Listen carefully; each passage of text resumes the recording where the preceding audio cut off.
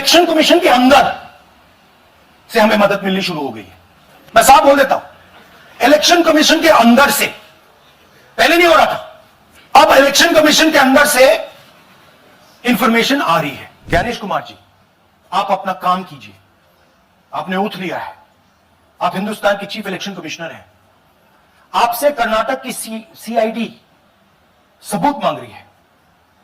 आप कर्नाटक की सीआईडी को यह सबूत 1 सप्ताह के अंदर दे दीजिए।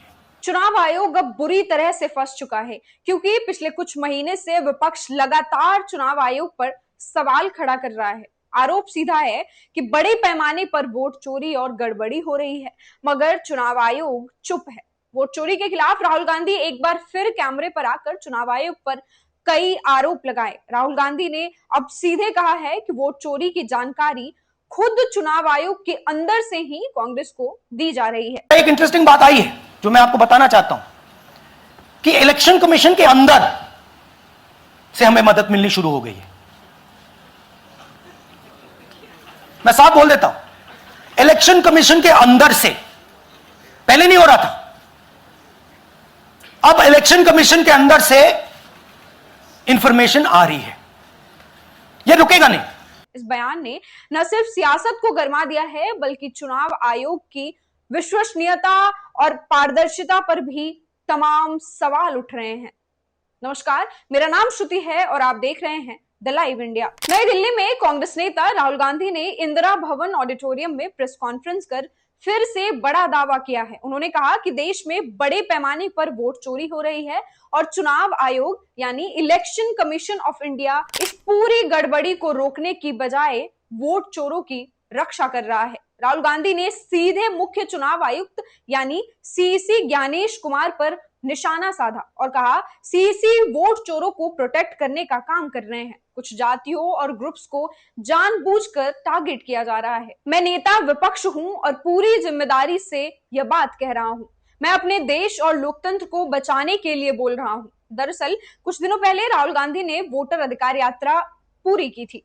उसी दौरान उन्होंने कहा था कि कांग्रेस जल्द ही एक ऐसा बड़ा सबूत सामने लाएगी जो हाइड्रोजन बम जैसा होगा। तभी से अटकलों का दौर जारी है कि आखिर ये हाइड्रोजन बम से राहुल गांधी का क्या मतलब है। लेकिन आज प्रेस कॉन्फ्रेंस में राहुल गांधी ने कहा कि अभी तो शुरुआती खुलासे किए गए हैं, असली हाइड्रोजन बम आना बाकी है। उनका दावा है कि इन सबूतों के सामने आने के बाद प्रधानमंत्री मोदी देश को मुंह दिखाने लायक नहीं रहेंगे। राहुल गांधी का मुख्य आरोप कर्नाटक चुनाव से जुड़ा है। राहुल गांधी ने बताया कि कर्नाटक के आलंद विधानसभा क्षेत्र में 6000 से ज्यादा वोट डिलीट कर दिए गए। ये वोट उस बूथ से हटाए गए जहां कांग्रेस को वोट मिलते। और बेहद दिलचस्प बात यह है कि एक बूथ लेवल अधिकारी की जांच से यह मामले का खुलासा हुआ।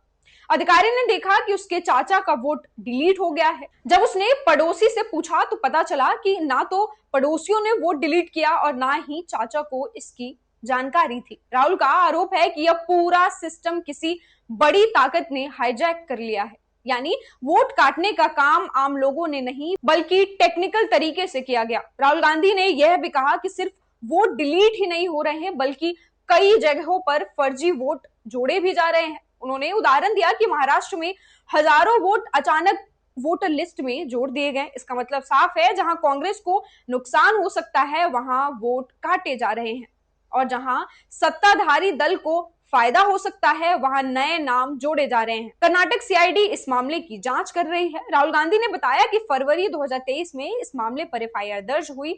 पिछले 18 महीनों में सीआईडी ने चुनाव आयोग को 18 पत्र भेजे। इनमें कहा गया कि वोट डिलीट करने वाले फॉर्म्स के आईपी एड्रेस, डिवाइस पोर्टल्स और ओटीपी ट्रेलर्स दी जाए। लेकिन राहुल गांधी का आरोप है कि चुनाव आयोग बार बार जानकारी मांगने पर भी जवाब नहीं दे रहा। अगस्त 2023 और जनवरी 2024 में सीआईडी ने रिक्वेस्ट भी किया लेकिन कोई डेटा नहीं मिला। राहुल ने कहा अगर चुनाव आयोग एक हफ्ते में यह जानकारी नहीं देता है तो यह साफ हो जाएगा कि यह सब ज्ञानेश कुमार के इशारे पर हो रहा है।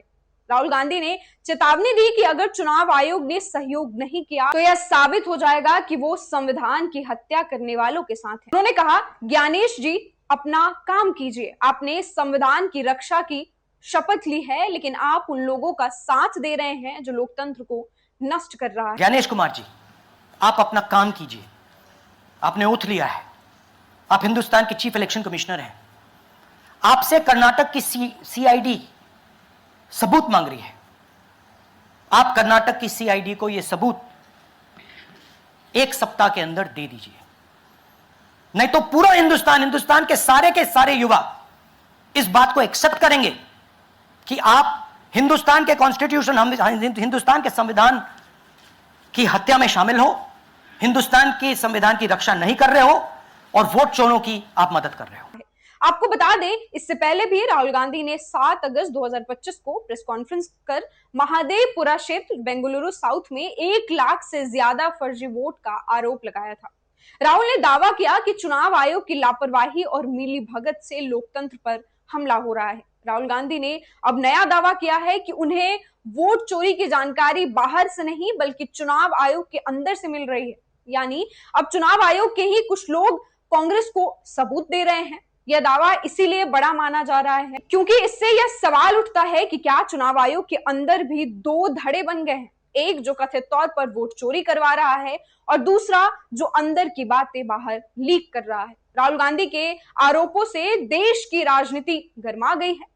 कांग्रेस का कहना है कि अगर वोट चोरी पर कार्रवाई नहीं हुई तो लोकतंत्र खतरे में पड़ जाएगा। वहीं बीजेपी और सरकार इन आरोपों को बेकार की राजनीति बता रही है, लेकिन इस बात से पीछे नहीं हटा जा सकता कि बार बार सबूतों और आंकड़ों के साथ राहुल गांधी का सामने आना विपक्ष को मजबूती देता है और चुनाव आयोग की विश्वसनीयता पर गंभीर सवाल खड़े करता है। राहुल गांधी की प्रेस कॉन्फ्रेंस केवल आरोप लगाने तक सीमित नहीं रहा। उन्होंने नाम, जगह और आंकड़े देकर यह दिखाने की कोशिश की कि देश में वोट चोरी का संगठित खेल चल रहा है। लगातार उठ रहे सवालों और चुनाव आयोग की चुप्पी ने इस मामले को और बड़ा बना दिया है। अब सबकी नजर इस बात पर है कि क्या चुनाव आयोग वाकई कोई सबूत देगा। इस पूरे मामले पर आपकी क्या राय है, हमें कमेंट बॉक्स में जरूर लिखें।